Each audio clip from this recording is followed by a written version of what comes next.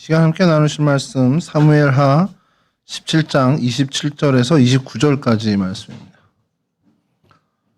사무엘하 17장 27절에서 29절까지 말씀. 저희 길지 않으니까요.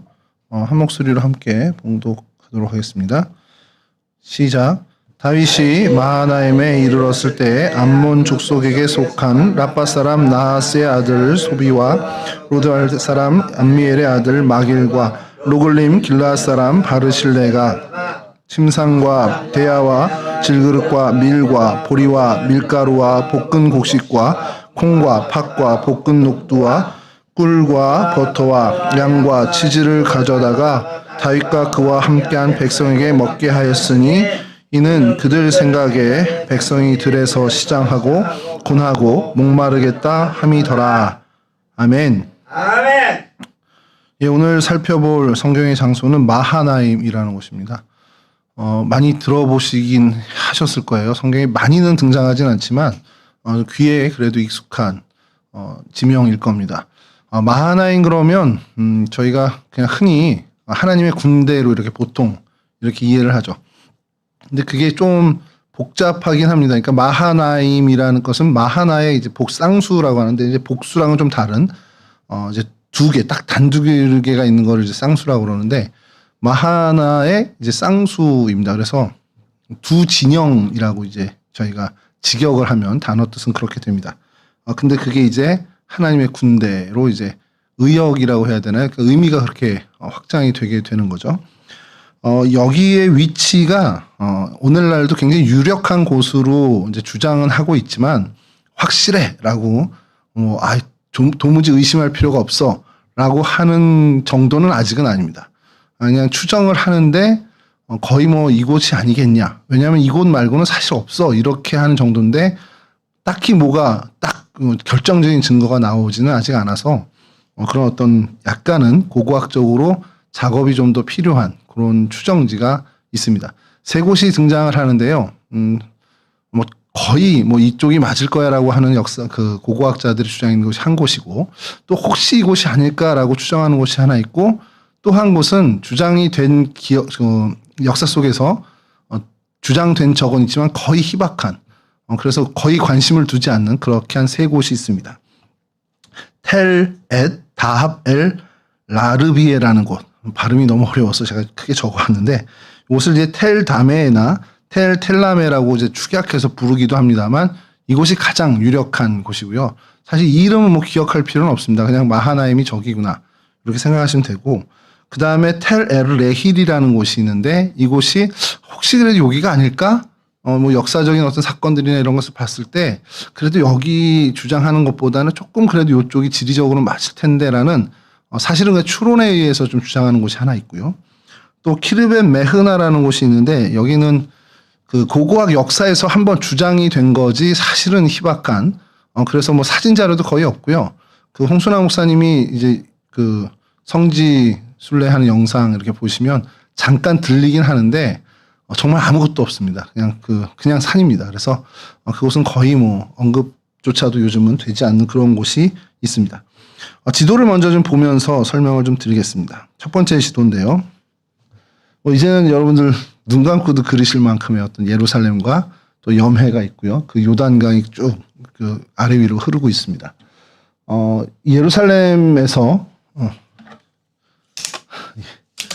예루살렘에서 북동쪽인데 거의 북쪽입니다. 북북동쪽 정도 되겠죠. 그렇게 이제 가는 요 지역이 아까 가장 유력한 지역이라고 말씀드린 그 지역인데, 여기가 직선 거리로는 한 47km 정도가 나옵니다. 그러니까 상당히 먼 겁니다. 그 거리로. 그리고 도로교통으로 가면은 60에서 한 70km 정도 사이 그 정도 거리가 있는 곳이죠.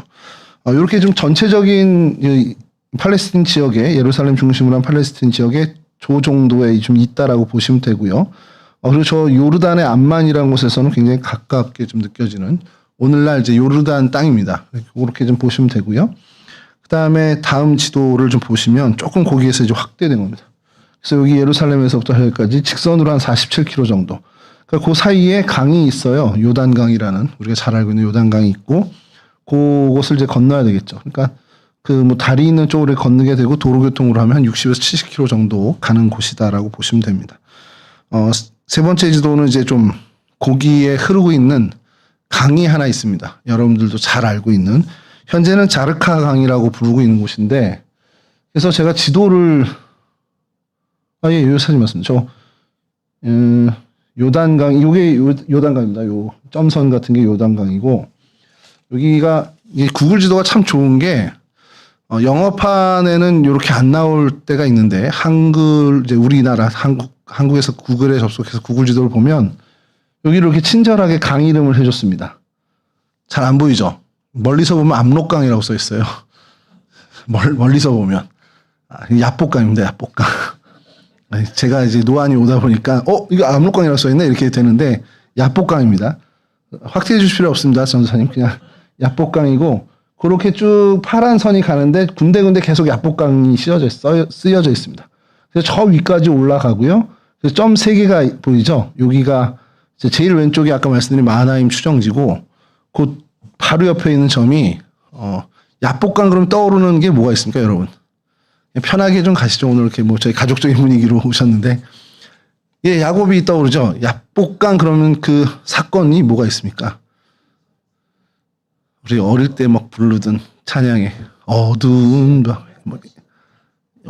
밤에 캄캄한 밤에 이렇게 부르시면 실로암이라는 찬양 부르면 2절인가 3절 가사에 등장을 하는데 야복강에서 그 하나님의 선서 씨름을 하잖아요. 근데 거기서 야곱이 나중에 다 지나고 나서 뭐라 그럽니까? 야, 하나님이셨구나. 내가 하나님이랑 씨름을 했구나. 그런데 내가 죽지 않았네. 그래서 하나님의 얼굴을 뵀다라는 의미로 해서 분이엘이라고. 성경 안 보시나요? 이렇게 좀 분이엘이잖아요. 그 분이엘이 나중에 구약에선 지명 이름이 어떻게 바뀌면 분우엘로 이름이 바뀝니다. 열왕기 역대 이쪽은 오면은 그래서 거기가 분우엘입니다. 분우엘 추정지입니다. 그래서 마하나임과 분우엘은 이따 사진 보시면 알겠지만 그냥 봉우리 하나 차이입니다. 그렇게 보시면 그 지점이고 그 옆이 아까 저 말씀드렸던 텔-엘을 키르벤 메흐나라고 아주 희박하다고. 그러니까 아예 지금 고고학에서는 언급조차 안 하는 그곳이 저 끝에 세 번째 점입니다. 그래서 요렇게 예루살렘에서부터 야복강이 흐르고 야복강 그 강가에 이렇게 있다라는 거고요. 그래서 저 지역을 좀 더 확대한 지도를 다음 지도로 보여주시면 이거 지금 좀 명확하게 야복강이라고 써 있죠. 보이시죠? 이제 야복강이라고. 전사님 확대 한번 부탁드립니다. 여기가 야복강이라고. 조금 아래. 야복강이라고 되어 있습니다. 아까 돌려주시죠, 처음으로.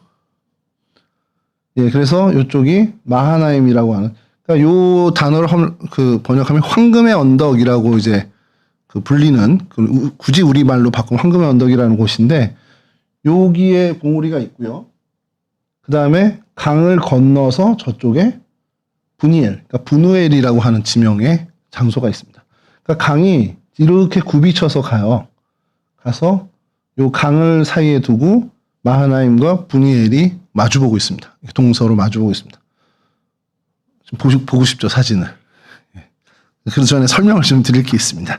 여하튼 요 지역이라는 거, 그리고 저 끝에 있는 저곳이 아까 말씀드린 키르벤 메흐나라고 불리는 마하나임이 여기 아니겠냐라는 추정을 했는데 거의, 그러니까 고고학 역사에서 한 번 언급됐을 정도고 지금의 누구도 이렇게 관심 갖지 않는 그러한 곳이 저쪽입니다. 그러니까 지역이 비슷하긴 해요. 비슷하긴 하지만 근데 이게 저희가 좀 저희가 성경 지명이나 요 장소를 얘기할 때 좀 주의하셔야 되는 거. 저도 뭐 계속해서 각인하면서 맞아 이렇게 해야지라고 하는 게 뭐냐면 여러분들이 이제 서울에 저희가 거주하잖아요.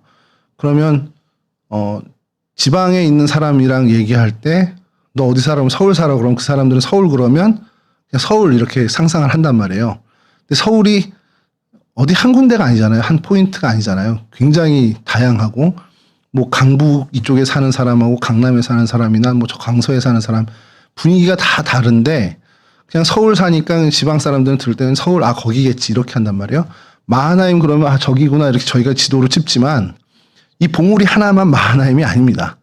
그 인근에 그 넓게 걸쳐진 마을들이 있잖아요. 그러니까 그 지역 전체를 마하나임이라고도 부르기도 하고 이것뿐만 아니죠. 우리 지난 시간에 봤던 마온도 마찬가지입니다. 마온도 어디 특정 장소 한 곳만 딱 해가지고 야 여기서부터 요만큼이 마온이야 이게 아니라 그 지역을 그냥 마온이라고 불렀습니다. 그러니까 쉽게 얘기해서 여러분 강남이 어디입니까 그러면? 강남구만 강남인가요? 그게 단어적으로 말하면 한강 남쪽일 텐데 강남 그러면 그래도 저희가 강남구, 서초구, 송파구 이렇게 아우르잖아요. 그러니까 그렇게 어떤 특정 장소 한 곳이 아니라 지역으로 좀 의미를 좀 확대를 하실 필요가 있다는 겁니다.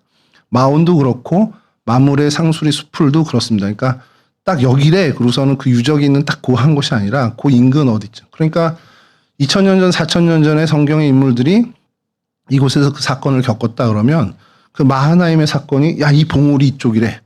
야 이쪽 서편 말고 동편이야. 뭐 이렇게 하는 게 아니라 이 인근 어딘가라는 정도로 보시면 되고 오늘 본문에 다윗이 압살롬을 피해서 마하나임으로 피난을 갔을 때도 그 바르실레나 그 사람들이 공개한 그 자리가 저 봉우리일지 아니면 그 봉우리 아래 강변일지 그건 아무도 모르죠. 그러나 이곳이 전통적으로 마하나임으로 추정돼 왔다라고 이제 생각하시면 됩니다. 그러니까 점을 딱 찍어놨으니까 그러니까 아까 말씀드린 키르벳 마하나 저쪽도 뭐 가능성은 있는 거예요. 그런 면으로 본다면 어디서 일어난 사건인지 모르지만 여하튼 요렇게 좀 본다라는 정도로 생각해 주시면 될 것 같습니다.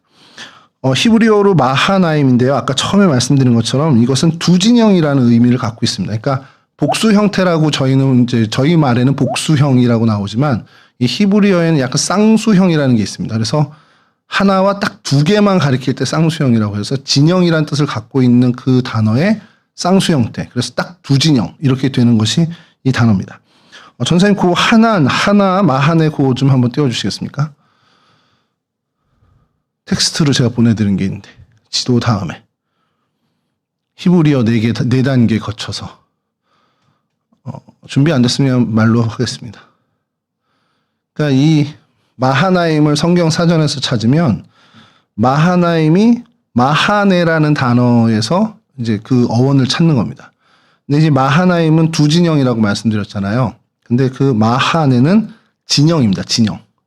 근데 이제 진영이 흔히 쓰는 말이 아니잖아요. 저희가 니네 진영, 우리 진영 할 때 그 진영인데 진영 그러면 거의 군대 용어입니다.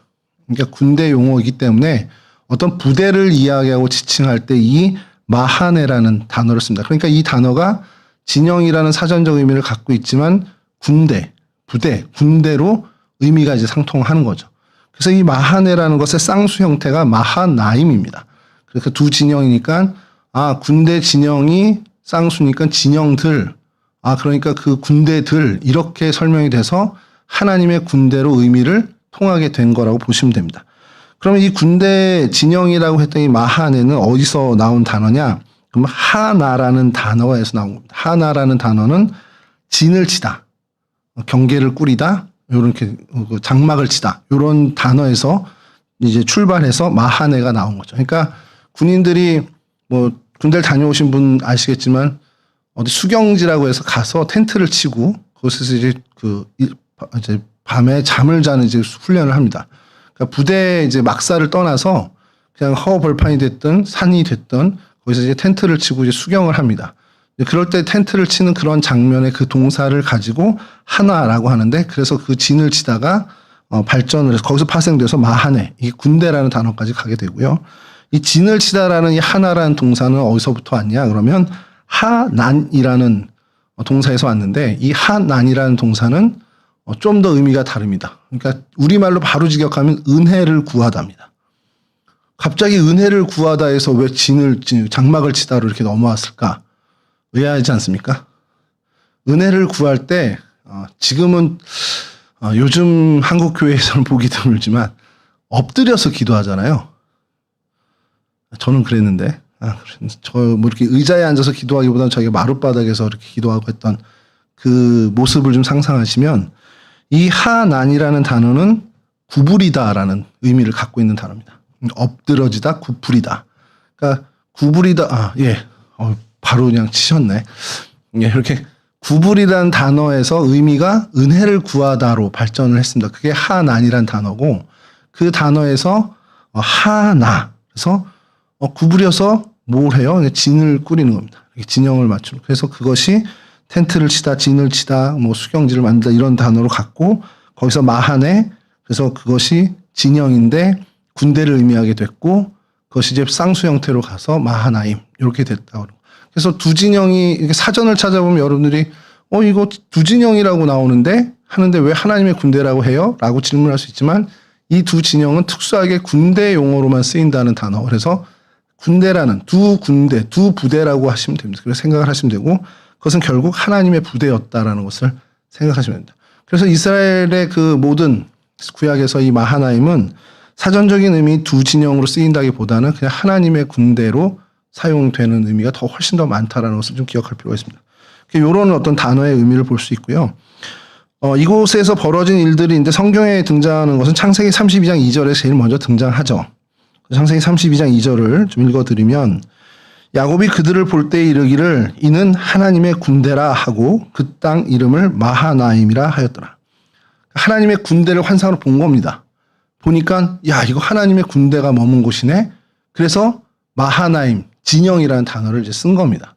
그러니까 이게 하나님의 군대가 된 거죠. 하나님의 부대라고 하는 게 사실 우리 표현은 더 맞을 수 있는 것 같은데 하나님의 군대라는 것이 이제 처음 등장한 것이 창세기 32장 2절입니다. 그리고 여기가 또 이제 등장하는 것은 여호수아 13장 24절에서 26절에 등장을 하는데 요건 좀 읽어드릴게요. 모세가 갓 지파 곧 갓 자손에게도 그들의 가족을 따라서 기업을 주었으니 그들의 지역은 야셀과 길르앗과 모든 성읍과 암몬 자손의 땅 절반 곧 라빠 앞에 아로엘까지와 헤스본에서 라맛 미스베와 부도님까지와 마하나임에서 드빌 지역까지와. 그러니까 갓 자손에게 땅을 분배할 때 이 마하나임이라는 이 지역이 갓 자손의 지파에 들어간 영역이라는 것을 여호수아 13장에서 명확하게 밝혀주고 있습니다. 그러니까 이 지역 이름이 언제부터 마하나임이라고 불렸는지 우리는 알 수 없지만 그냥 성경에서는 계속 이스라엘 민족은 이 창세기 32장 야곱이 이곳을 지칭했던 그 이름을 그대로 갖고 사용하고 있다라는 거죠. 우리가 그 땅 분배 이런 걸 성경에서 지도나 이런 것들 보게 되면 요단 동편과 서편으로 하는데 거의 다 서편에 있는데 동편에만 두 지파 반이 분배를 받잖아요. 밑쪽에 르우벤 지파 그리고 갓 지파 그리고 므낫세 지파의 일부. 그러니까 므낫세 반 지파라고 저희는 그냥 흔히 표현하는데 그러니까 므낫세 지파의 마길의 자손입니다. 마길의 후손들이 그 동편을 받게 되는데 여기가 이제 그 므낫세 반 지파와 갓 지파의 경계가 되는 그 지역이라고 보시면 됩니다. 그래서 이렇게 받았는데 이곳이 그러면 갓 지파가 온전히 다 그 마하나임을 차지했냐가 그렇지 않고 여호수아 21장 38절에서 40배는 이 소유권이 바뀝니다. 갓 지파 중에서 준 것은 살인자의 도피성 길르앗 라못과 그 목초지요 또 마하나임과 그 목초지와 헤스본과 그 목초지와 야셀과 그 목초지니 모두 네 성읍이라. 이는 레위 가족의 남은 자 곧 무라리 자손의 그들의 가족대로 받은 성읍이니 그들이 제비 뽑아 얻은 성읍이 12성읍이었더라. 그러니까 각 지파 안에 레위인들이 거주하는 성읍들이 있었어요. 그 안에 이 갓 지파 안에 있는 네 성읍을 레위인들에게 줬는데 특별히 레위인 중에 무라리 자손의 후손들에게 준 땅입니다. 그 중에 하나가 이 마하나임이고 그 지역의 목초지를 레위인들이 차지하게 된 겁니다. 그러니까 이게 갓 지파의 땅이지만 실제로 레위인 무라리 자손의 땅이 됐다라는 것이 성경에서 이렇게 보여주고 있습니다. 성경에 어떤 등장하는 일들은 이렇게 마하나임의 어떤 장소의 유래에 대해서는 이렇게 좀 설명을 하고 있고요. 이게 하나 좀 성경이 아닌 좀 번외로 말씀을 드리면 이집트 문서에 여기가 등장을 합니다.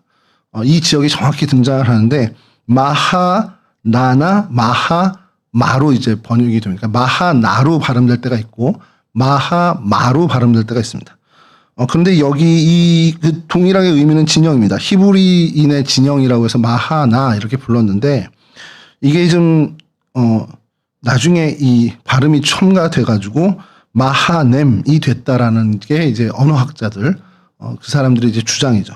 그래서 마하넴이 됐고 그게 마하나임으로 변형되었다. 그러니까 쌍수 형태가 그렇게 탄생됐다라고 언어학자들이 설명을 합니다. 뭐 이건 그냥 지나가는 말로 좀 들으시면 될 것 같고요. 이 피난처로 좀 사용된 예가 있습니다. 이렇게 그 야곱의 그 사건에 제일 처음에 이 마하나임이 등장하고 그렇게 사람들에게 마하나임이라고 불렸던 이 장소가 성경의 이제 사건 중에는 2번 정도가 좀 중요한 사건이 있었던 것 중에 2개가 피난처로 사용된 예입니다. 사무엘하 2장 8절에서 9절인데요. 사울의 군사령관 넬의 아들 아브넬이 이미 사울의 아들 이스보셋을 데리고 마하나임으로 건너가 길르앗과 아술과 이스라엘과 에브라임과 베냐민과 온 이스라엘의 왕으로 삼았더라. 이게 뭐냐면 사울이 길보아산 전투에서 죽게 되죠. 그러니까 이제 사울 왕정은 이제 끝난 겁니다. 끝나게 됐는데 사울의 아들 이스보셋을 이곳으로 피신시켜서 왕국을 이어가려고 이제 했던 시도입니다. 아브넬과 그 이제 추종자들이 사울의 추종자들이죠. 그러니까 베냐민 지파 중심으로 이 추종자들이 이렇게 피신을 하는 겁니다. 그러니까 왕의 후손을 피신시켜서 그곳에서 정말 다시 후위를 도모하기 위해서 도망간 곳이 마하나임입니다. 근데 이게 왜 그럴지를 그냥 우연히 그냥 그쪽으로 갔다가 아닙니다. 이따 좀 살펴볼 텐데 사진을 보면 살펴볼 텐데 여기가 이렇게 피신할 만한 지형적인 유리한 점을 갖고 있었다는 거예요. 그래서 그 다음에 사무엘 17장 24절 오늘 본문과 이어지기도 하는 건데 이후 한 절만 좀 읽어드리겠습니다. 이에 다윗은 마하나임에 이르고 압살롬은 그 모든 이스라엘 사람과 함께 요단을 건너니라. 이렇게 읽으면 조금 의미가 이게 뭐지? 이렇게 될 수 있어요. 마하나임에 이르렀는데 압살롬이 이스라엘 사람과 요단을 건너는 게 무슨 말이야? 이걸 이제 세번역으로 좀 쉽게 내용을 좀 쉽게 이해시키는 것은 세번역이 있나요, 전사님? 예. 제가 읽어드리겠습니다.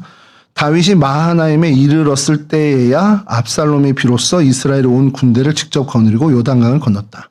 그러니까 이제 시간차가 생긴 겁니다. 우리 잘 알듯이 다윗이 먼저 피신을 하죠. 그리고 이 압살롬이 조언을 잘못 들어서 그 왕궁에서 오히려 시간을 지체하다가 다윗을 잡지 못하게 되죠. 이건 뭐 하나님의 섭리라고 저희는 얘기하는데 여러분 그 사울의 아들이었던 이스보셋도 그 왕정을 도모하기 위해서 왕권을 나중에 다시 되찾기 위해서 이 마하나임으로 도망을 쳤잖아요. 근데 이 압살롬의 반란에 다윗도 도망을 간 곳이 바로 이 마하나임으로 도망갑니다. 그러니까 뭐 도망갈 때는 다 마하나임으로 도망가는 것처럼 이제 보이는 거죠. 저희 나라도 그렇죠. 왜구가 쳐들어오면 어디로 도망갑니까? 이제 저희는 이제 조선시대 때 몽진이라는 표현을 썼는데 왕이 한양 도읍을 버리고 어디로 도망을 가죠? 아니, 그러니까 왜구가 쳐들어올 때. 밑에서 쳐들어올 때는 처음엔 개성으로 가고, 더 위험하면 어디요? 저 위에 의주까지 가죠. 이게 이제 루틴입니다. 그러니까 뭐 그게, 군대에 제가 있을 때 임무수첩이라는 게 있었거든요. 전쟁이 발발되면, 1분에서 2분 사이에 저는 활주로에 가서 폭약을 설치하고, 3분 뒤에 보고하고 발파 명령을 그러니까 5분 동안 제가 할 일이 딱 적혀 있어요. 딱 전쟁이 터지면. 그리고 5분 뒤에 저희 부대 뒤에 파포천이 있고 그 뒤에 완여산이 있었는데 파포천 건너 완여산 벙커에 들어가는 게 제 임무입니다. 5분 안에 그게 끝나야 돼요. 5분 뒤에 없어요, 임무가. 무슨 얘기겠습니까? 5분 뒤에 저의 생산은 보장을 못 한다는 거죠. 그런데 이제 다른 우리 정보병이나 관제병은 5분 뒤에 헬기를 타고 춘천으로 가는 임무가 있습니다. 저는 폭파시키고 완여산 벙커로만 가는 거예요. 제 임무가 그렇습니다. 이게 아마 그 조선시대에 또 그런 게 있었던 것 같아요. 왜구가 쳐들어왔을 때 한양이 위험하면 개성으로 가고 거기에 또 위험하면 의주까지 가고 그게 위험하면 압록강을 건너가는 그게 이제 어떤 매뉴얼이 있었던 것 같습니다. 그러면 북쪽에서 쳐들어오면 어떻게 됩니까? 북쪽에서 쳐들어오면 조선의 왕은 어디로 도피를 할까요? 이 역사야? 강화도로 가는 겁니다. 강화도로.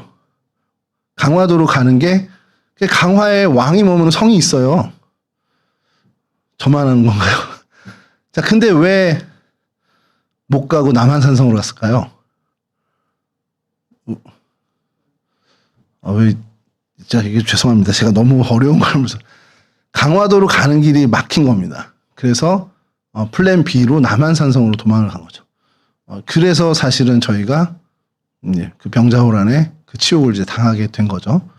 어쨌든 그런 식으로 이스라엘에도 무언가 왕이 도피할 일이 생기게 되면 뭐 저는 뭐 그거 우리가 확인한 건 아니지만 왜 마하나임 이쪽으로 이제 피난을 가는가 이런 것들이 성경을 보면서 의문이 좀 생겼습니다만 이 마하나임의 사진을 보면 딱 이해가 됩니다. 그래서 그건 잠시 후에 좀 보고요. 자, 그 다음에 솔로몬이 이제 통치를 할 당시에 이 마하나임이 한 번 더 등장을 하는데 솔로몬이 이스라엘을 12지방으로 나눕니다. 12지방으로 나눠서 행정적으로 나눠가지고 통치를 하게 돼요. 그것이 열왕기상 4장 7절에 나오는데 이거 좀 읽어드리겠습니다. 솔로몬이 또 온 이스라엘에 12지방 관장을 두매 그 사람들이 왕과 왕실을 위하여 양식을 공급하되 각기 1년에 한 번씩 양식을 공급하였으니 그 다음에 14절입니다. 뭐 이어지는 얘기입니다. 14절 마하나임에는 이또의 아들 아히나답이요. 여기 이제 14절에는 이렇게 했는데 이게 7번째 지역입니다. 마하나임에는 이또의 아들 아히나답이 관장을 했다. 근데 왜냐하면 요 아까 4장 7절에서부터 쭉 읽어 나가면 그 지역들이 나옵니다. 어디 지방은 누가 담당하고 누가 주관했고 어디는 누가 주관했다 이렇게 쭉 나오면서 7번째 나온 게 마하나임은 이또의 아들 아히나답이요. 이렇게 이름이 등장합니다. 그렇게 솔로몬 시절에도 이곳이 어쨌든 12지방, 12그 지역, 그 스팟 중에 하나로 이제 등장을 합니다. 사실 이게 성경에 나오는 마하나임에 대한 거의 이제 답니다. 그러니까 뭐 지나가는 말로 이제 뭐 어디 마하나임 거치고 이런 것들이 좀 나오지만 실제로 마하나임에 대한 언급으로 이야기가 나오는 것은 지금 살핀 이 성경의 내용이 거의 답니다. 그럼 이제 이 사진을 좀 볼게요. 첫 번째 사진입니다. 이게 마하나임 아까 요거 좀 설명을 좀 드려야 되는 게 요게 그 야복강입니다. 이렇게 흘러서 아까 이렇게 올라가서 이렇게 갔었잖아요. S자로. 요게 지금 건기다 보니까 물이 많지 않은데 요렇게 흘러서 다시 저 올라서 저쪽 봉우리 좀만 더 길게 하겠습니다. 저쪽 봉우리 뒤로 이렇게 강이 흘러갑니다. 그럼 요게 뭘까요? 요게 마하나임이고 저 봉우리가 브니엘입니다. 예, 그렇게 보시면 됩니다. 그러니까 이게 약간 남서쪽에서 그러니까 남서쪽에서 촬영을 한 거죠. 자, 그래서 그 다음 거는 보시면 이제 글씨를 좀 넣어놨는데, 예. 강이 아까 요 흘러서 이렇게 하는 여기가 마하나임이고 저 봉우리를 브니엘로 이제 보고 있습니다. 다음 사진 보여주시면 이건 이제 마하나임 정상에서 주변을 이제 찍은 사진인데 좀 흐리긴 하죠. 왜 근데 정상이 좀 중요하냐면 정상에 유적이 등장을 했어요. 철기시대 유적이. 그래서 다음 사진 보여주시면 요거가 순서가 좀 바뀌었는데 그러니까 유적이 다음 사진 유적이 보이는데 요게 그 기초입니다. 기초. 저희 주춧돌을 놓잖아요. 주춧돌이 보통 저희는 네모난데 이건 좀 하트 모양인데 원래 하트 모양으로 한 건지 아니면 좀 깨져서 저렇게 된 건지는 확인할 길이 없습니다만 요 주춧돌이 있고요. 다음 사진 보여주면 이렇게 성터가 있습니다. 그러니까 성이라기보단 초소에 가깝죠. 오늘날 저희로 치면 경계초소, 막루에 가깝습니다.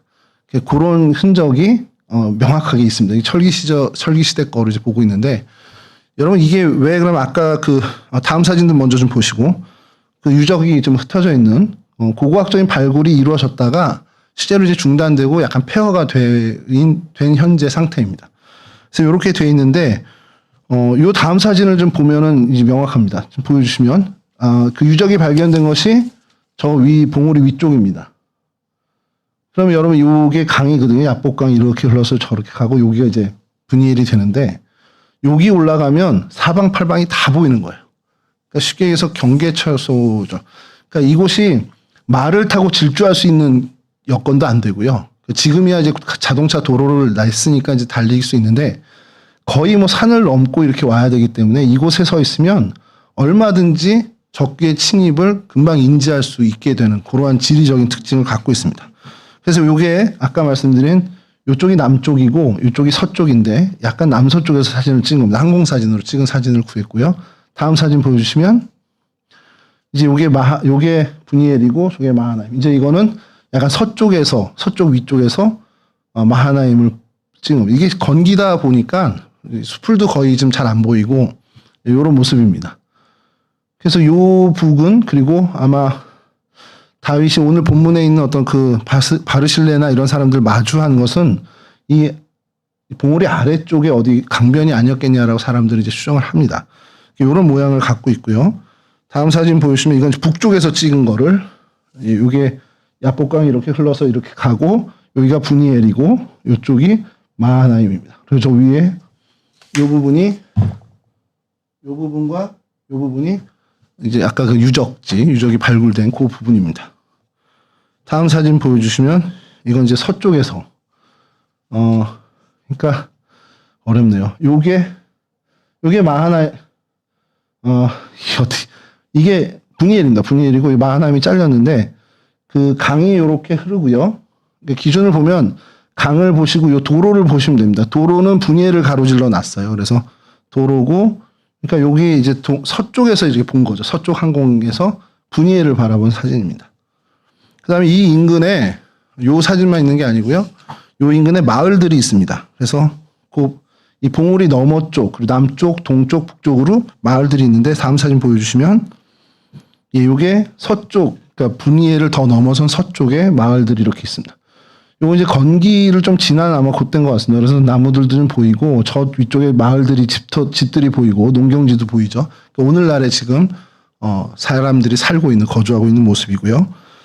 요거 이제 그 반대편 다음 사진 보여주시면 그 반대편에 뭔가 농사도 짓고 목축업도 하고 하는 그러한 모습들을 가진 주변의 마을들이 있습니다. 다음 사진도 마찬가지고요. 이렇게 이거 뭐 성체 같이 이렇게 모여 있는데 뭐 중간중간에 이렇게 목초지나 나무들을 기르는 것들이 좀 있고요. 여기 이제 압복강 지류입니다. 계속 흐르고 있고. 다음 사진은 이제 좀 밀림까지는 아니더라도 이렇게 나무들을 좀 많이 볼 수 있는 재배하는 거라고 그러더라고요. 나무를 재배하는 곳이라고.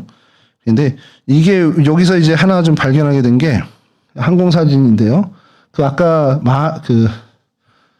야복강을 따라서 이제 도로가 있었잖아요. 그 도로변에 이렇게 유적이 발견이 됐습니다. 개발이 됐다가 고고학적인 발견이 됐다가 중단되고 지금 어떻게 보면은 뭐라 그러죠? 지금 방치되어 있는 상태인데 이렇게 보여지고 그다음에 이거를 좀 드론이 좀 더 가서 찍은 거 다음 사진은 좀 더 이동을 해서 이제 찍은 명확하게 그 유적지가 등장을 합니다. 요거는 그 성경 시대는 아니고요. 철기 시대는 아니고 이제 로마 시대, 비잔틴 시대 정도의 유적으로 좀 그렇게 추정을 하고 있습니다. 그다음에 고기 말고 좀 온전하게 보존된 형태의 유적이 발견이 됐는데요. 다음 사진 보여주시면 이렇게 이것도 이제 성이라고는 하는데 뭐 비잔틴 시대의 교회라고 추정하기도 하고요. 또 어떤 군 부대의 어떤 막사로 추정을 하기도 하는데 비잔틴 시대의 교회로 보는 사람들의 의견이 더 지배적입니다. 이렇게 이제 사진들을 보고 다음 지도 하나를 좀 보여드리려고 하는데 그 야복강이 여기 좀 보시면 여기가 마하나임입니다. 지금 최대한 이쪽으로 밀어놨는데 마하나임이고 분이엘인데 그리고 아까 이건 제3의 추정지였고요. 이 야복강이 계속 이제 동쪽으로 흘러가면 저기 물이 좀 많이 모여 있는 게 보이죠. 그리고 저기 빨간 점이 보이고 여기가 아까 말했던 두 번째 유력한 그 추정지 그렇게 보이습니다. 텔 에르레일이라고 이곳이 아닐까라고 이제 주장을 하는데 여기를 고고학자들이 그 주장에 맞게 한번 탐험을 해보려고 연구를 해보려고 갔는데 저희가 이제 현대에 들어오면서 많이 바뀌게 됐습니다. 대표적으로 바뀌게 된 이유가 다음 사진을 보여주시면 얘 때문에 이렇게 바뀌었습니다. 뭘로 보이세요? 요거 보시면 저기가 야복강이 흐르는 거고요. 여기가 댐입니다. 댐으로 야복강을 막아놨어요. 그래서 이게 킹 탈랄 댐이라는 댐인데 여기를 막아놓는 바람에 세 번째 추정지인 그곳은 이제 수장이 된 거죠. 수몰이 아니라 수몰이 된 거죠. 텔 에르레일은 수몰이 됐습니다. 그리고 그 댐을 좀 가까이서 찍은 사진이 다음 사진인데 이렇게 댐으로 막아놔서 어쨌든 여기는 물이 귀하다 보니까 어쨌든 이런 물을 좀 저수지라고 해야 되나요? 그런 어떤 물을 저장해야 되는 일이 굉장히 중요한 동네입니다. 그래서 댐을 이렇게 좀 건설하게 됐고 그로 인해서 저희가 얘기한 그 두 번째로 유력했던 그곳은 텔 에르레힐은 이제 찾아볼 수 없는. 그래서 뭐 좀 물이 이제 수위가 좀 내려갔을 때 내려갔을 때 찍은 사진을 이제 하나 어느 분이 올려주셨더라고요. 보여주시면 다음 사진, 이렇게 수위가 좀 내려갔을 때 그 안쪽에 있는 이런 건데 뭐 조기 정도로 추정을 합니다. 근데 뭐 들어가서 뭐 고고학적인 연구를 할 수 있는 여건이 전혀 안 되니까 이런 사진 정도로만 이제 보게 되더라고요. 예, 요 정도가 이제 저희가 오늘 살펴볼 마하나임의 그 오늘 모습이고 성경에 드러난 그 이야기들인데, 이 마하나임에서 일어난 사건이 이제 야곱의 사건을 좀 한번 같이 나눠볼까 생각을 했었는데, 이게 갑자기 급선회가 한 게 된 것이, 저희가 기억을 하시겠지만 지난번에 마온을 저희가 살폈죠. 수요일에 못 오셨던 분은 모르실 텐데, 그 마온을 살피면서 사람을, 그 곤궁에 처한 사람을 정성을 다해서 섬기지 못했던 그 나발이라는 사람, 그 어리석은 선택으로 인해서 멸망하는 걸 저희가 한번 봤습니다. 그리고 왜 이 나발을 그때 나누게 됐냐면, 그 전에 저희가 이 시간에 다룬 곳이 마므레입니다. 마므레 상수리 숲풀에서 아브라함이 지나가는 객을 그냥 정성스럽게 섬겼고 대접했더니 그것이 하나님을 섬긴 것이 되더라는 그 히브리서에, 그러니까 진짜 천사를 만난 거죠. 그러니까 천사구나 하고서 섬긴 게 아닌데 그냥 지나가는 객이구나, 나그네구나 하고서 정성을 다해서 음식을 대접하고 쉬게 해줬더니 그들이 하나님의 천사였던 것. 그 사건을 저희가 한번 봤고요. 그 다음에 이어서 마온이라는 곳에서 그 부자로 지내면서 다윗, 그 공궁에 청한 다윗의 요청을 완전히 무시하는, 그래서 결국엔 그 멸망하게 된 어리석은 나발을 저희가 보면서 어떻게 보면 우리 주변에 하나님이 우리에게 도움을 요청하는 그 사람들을 보내신다면 그건 하나님이 우리를 믿고 그렇게 맡기신 거다라는 그런 메시지를 저희가 거기서 찾았습니다. 그래서 이 마하나임을 찾고 처음에는 아주 확고하게 야곱에 대한 이야기를 같이 나누려고 준비를 했었는데, 그 두 주를 지나면서 그럼 마하나임에도 그런 비슷한 일이 있는 거예요. 오늘 이야기했지만 다윗, 그 정말 이제는 어떻게 왕좌에서 내려온, 어떻게 보면은 이제 무너진 사람이죠. 무너진 그 다윗을 공개한 이 세 사람이 등장하는 본문을 이제 보게 됐습니다. 그리고 그들이 다윗에게 오늘 저희가 읽은 본문처럼 정성을 다해서 그 다윗을 돕게 되죠. 압살롬이 반역을 해서 이제 쫓겨납니다. 쫓겨나고 정말 넘어가죠. 그러니까 그만큼 사람들이 자기를 환영하지 않을 거다, 막 고소해하는 사람이 있을 거다라고 생각했는데, 의외로 마하나임에 도착했더니 이 소비라는 사람과 마길이라는 사람과 바르실레라는 사람이 엄청나게 자기를 환대해 주는 걸 경험하게 됩니다.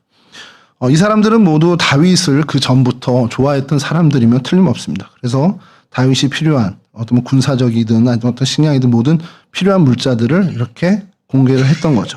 근데 생각해 보면요, 이들이 했던 행동은 사실은 상식적이진 않습니다. 왜냐하면 이때 이 시점에, 바로 그 시점에 다윗을 돕는다는 것은 자신의 생명을 내놓는 일이나 마찬가지예요. 압살롬이 제대로 정권을 잡은 거예요. 거의 잡았습니다. 그리고 압살롬이 왕이 되면 어떻게 보면 반대 세력했던 다윗을 도운 우리는 정말 말 그대로 숙청을 당할 수밖에 없는 겁니다. 그리고 몰랐을 리가 없다는 것이죠. 그러나 그것까지도 감수하면서 다윗을 공개합니다. 어려움에 처한 이 다윗을 보살피는 것이죠. 보통 용기가 아니고는 불가능한 일이라는 것을 우리가 기억할 필요가 있다는 겁니다. 쫓겨온 다윗과 그의 군사들, 그의 식솔들을 지원한다는 것. 생명의 위협이 있었지만 그러나 그것을 감안하고서, 감수하고서, 모르는 거 아닙니다. 그래도 되게 반전해서 다윗이 다시 되찾아야겠지, 그런 생각하지 않았어요. 그냥 이대로 다 같이 죽을 수도 있다라는 것을 각오하고 그렇게 돕는, 어떻게 보면 긍휼을 베푼 것이죠. 생명을 잃더라도 다윗에게 어떤 힘을 쏟는 것, 이것은 다윗 자체를 내가 평소에 좋아했기 때문에 내가 그 사람의 팬심을 갖고 그 팬심으로 돕는, 그게 아닙니다. 그들도 봤을 거예요. 이 되어지는 일들 속에서 다윗을 돕는 게 정의로운 일이라는 걸 알았다는 겁니다. 압살롬이 벌린 일은 분명히 반역이고 그 일은 온당하지 못한, 하나님이 보시기에도 어떻게 보면 죄악이 되는 일이라는 것을 확신했고, 그래서 그들은 생명을 내놓을지언정 정의의 길, 어떻게 보면 온당한 길, 바른 길을 선택한 것으로 저희들이 볼 수 있다는 것이죠. 그리고 그 봉사에는요, 어떠한 대가를 기대하지 않았습니다.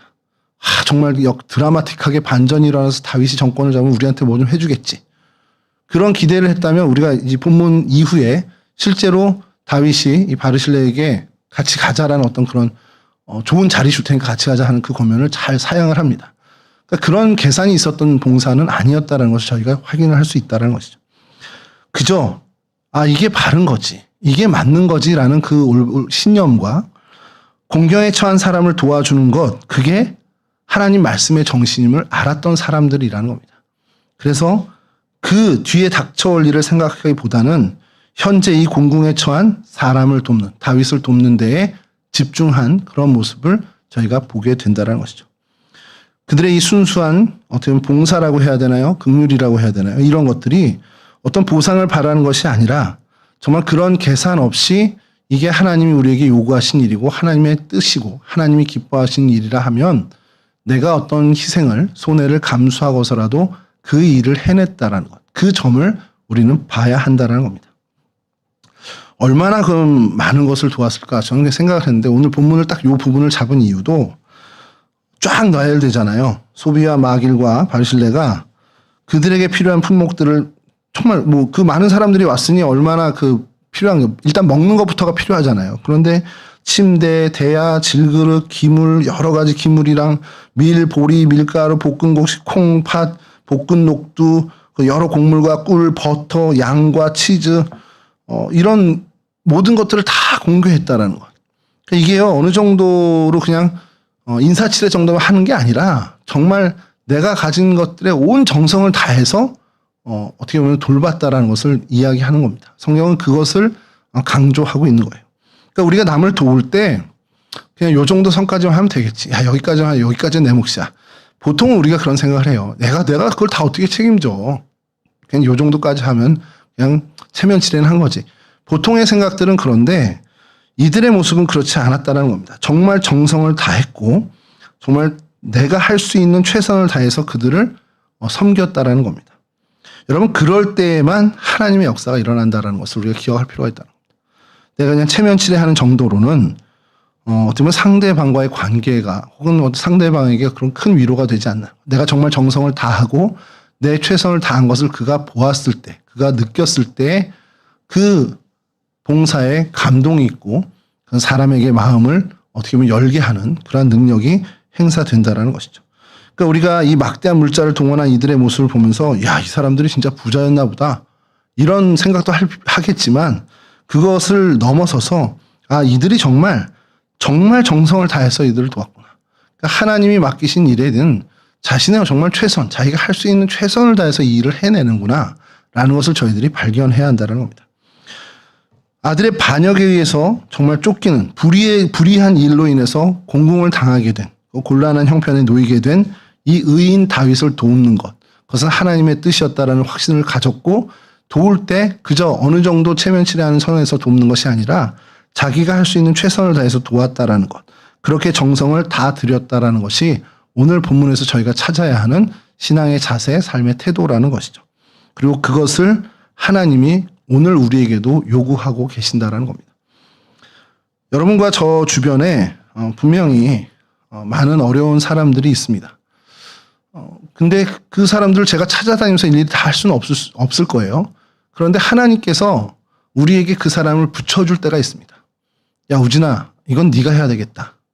내가 찾아봤는데 네가 최고 적임자야. 너 말고는 없는 것 같아. 라고 하나님이 붙여주시는 사람이 있다면 그것은 우연히 나를 찾아왔다라는 것이 아니라 하나님이 나에게 보내주셨다는 것을 확신하고 그럼 내가 하나님이 맡겨주신 것이니 하나님을 향한 정성을 다 드려야겠다는 결단으로 그를 보살펴 줘야 한다는 겁니다. 이게 반대의 경우가 될 수 있어요. 우리가 공고한 날 어려운 형편에 처했을 때 하나님은 우리를 어디로 인도하십니까? 그렇게 우리를 책임져 줄 수 있는 사람에게 인도해 주십니다. 그럼 그 사람 역시도 하나님의 그 뜻을 존중하고 그 뜻을 헤아려서 우리에게 자신의 가진 모든 정성을 다해서 섬김과 봉사를 해 준다는 것이죠. 그것이 우리 그리스도인들, 하나님의 백성들 사이에서 일어나는 선하고 아름다운 일들입니다. 그러니 내가 공고한 날에 누구의 도움을 받을 거야. 그런 안심, 그런 걸 하자는 게 아니라 먼저 생각해야 되는 것은 누군가 하나님 나에게 붙여주실 때 내가 정말 정성을 다해서 그를 도와야겠구나. 라는 그런 결단으로 늘 준비된 마음으로 살아가야 한다는 것이죠. 사실 이 마음이 정말 주님과 함께하는 마음이라는 겁니다. 그리고 그 일을 행할 때 우리의 능력으로는 사실 어렵습니다. 우리가 가진 힘과 능력으로는 그 한 사람 한 사람을 돕는 것은 쉬운 일은 아니에요. 주님이 함께 해주시고 주님의 권능으로만 우리가 가능할 수 있습니다. 그러면 어떻게 해요? 주님이 우리와 함께 해주셔야 되잖아요. 그래서 주님께서 우리에게 하시는 말씀이 있습니다. 마태복음 28장 20절인데 이 말씀만 읽고 저희가 마칠게요. 마태복음 28장 20절입니다. 볼지어다 내가 세상 끝날까지 너희와 항상 함께 있으리라. 주님이 함께 하시기 때문에 이와 같은 일들, 다윗을 공개한 이 소비나 마갈이나 바르실레와 같은 삶을 우리도 살 수 있습니다. 내 힘으로 내 능력으로 한다면 불가능하죠. 여러분, 이 오늘 마하나임의 사건에서 이런 어떤 아름다운 섬김의 그 미담을 우리에게 하나님이 들려주시는 이유는 야, 정말 그 아름다운 일이야. 이걸로 그냥 감탄하고 말라는 것이 아니라 하나님이 이 마하나임의 사건처럼 공궁에 처한 당신의 백성을 방관하지 않으신다는 겁니다. 우리가 공궁에 처하면 그렇게 도울 만한 사람을 하나님께서 함께 하셔서 도와주실 것이고 또 그러한 공궁에 처한 사람을 하나님이 나를 사용해서 하나님의 능력으로 공개하신다라는 것이죠. 우리의 섬김, 우리의 봉사, 우리의 사랑은 결국 내가 하는 게 아니라 하나님이 나를 통해서 하시고 하나님이 저 사람을 통해서 나에게 베푸신다는 것을 우리가 잊지 말아야 한다는 겁니다. 하나님이 하나님의 역사를 이루어 가실 때 이와 같은 선을 이루어 가실 때 나를 사용해 주신다라는 그 기쁨과 그 영광을 누렸으면 좋겠습니다. 하나님이 도무지 우진아 넌 쓸데가 없구나. 내가 내 사랑을 사람들에게 베풀려고 하는데 도대체 너는 그 일엔 쓸모가 없구나. 이런 말 들어서는 얼마나 딱한 인생이겠습니까? 하나님 생각하실 때 야, 이 사람한테 내가 선을 베풀고 긍휼을 베풀어야 되는데 누구를 사용할까? 누가 적임자일까 할 때 그래 거기 우진이가 있지. 이런 인생이 정말 복되고 하나님께 기쁨이 되고 우리 가운데도 정말 기쁨이 충만한 인생이 된다는 사실을 잊지 마시고 내 자신의 모든 것을 하나님이 잘 사용하실 수 있도록 하나님의 사랑을 드러내는데 하나님의 긍휼을 드러내는데 나를 쓰시도록 내가 늘 준비하고 하나님의 그 사명을 맡은 사명자로서 살아가는 우리 동성애 온 식구들이 되었으면 좋겠습니다. 이와 같은 은혜의 주인공들이 다 되시기를 주님의 이름으로 간절히 축원합니다.